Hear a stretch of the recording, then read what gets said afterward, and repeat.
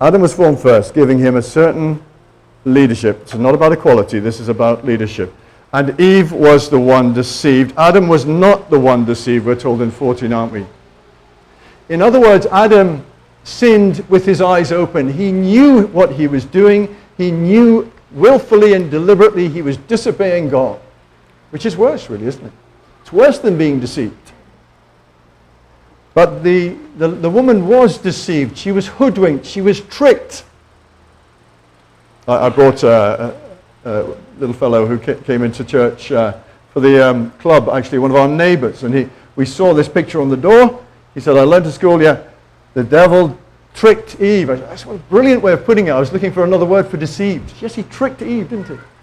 And the sense of the word here is that she was completely seduced. She was completely hooked by the devil's lie. She believed that this fruit would give her knowledge like the knowledge of God.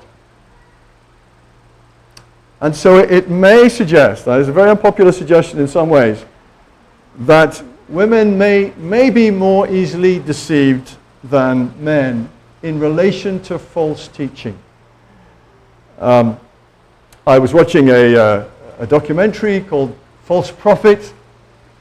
I think it was based in the sort of Mormon area of Utah over in the States, and actually a cult within that cult where a man had pretty much taken other men's wives to himself and completely hoodwinked them with his false teaching, his false prophecy.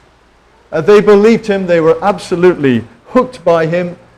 They were hoodwinked and seduced. Led up the garden path, shall we say. Well, of course, the man himself was the false teacher. His sin was greater, I think. He knew what he was doing.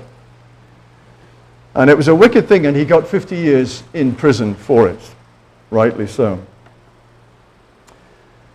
Now, this was a local problem in Ephesus. There was a problem, obviously, with certain women in Ephesus, maybe with certain men stepping back, women stepping forward into the men's shoes, perhaps, in some respects.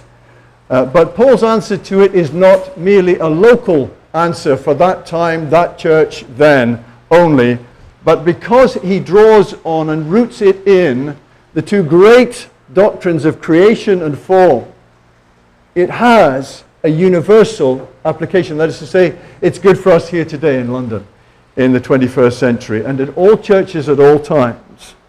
He doesn't take us and say, look, I know the women aren't very well educated in Ephesus. I know there's a problem with you, so just sort this out and then we can move on to some different teaching. No, he roots it in these two huge, basic, foundational doctrines of the Bible, the creation and fall, or creation and sin.